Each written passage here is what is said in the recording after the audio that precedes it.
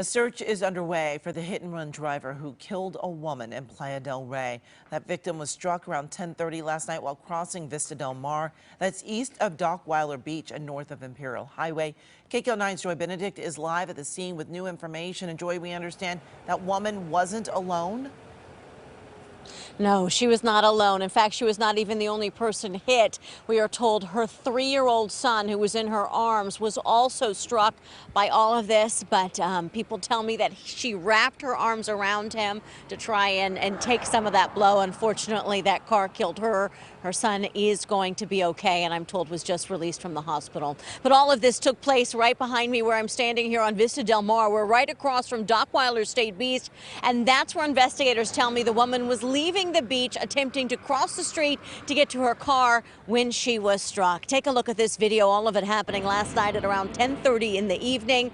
That's when investigators say, for whatever reason, a car driving on this road struck her and did not stop. Struck her and her 3-year-old son.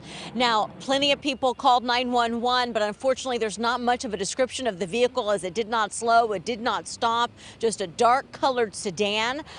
It's not clear if that was the only car to hit her, unfortunately, during this process.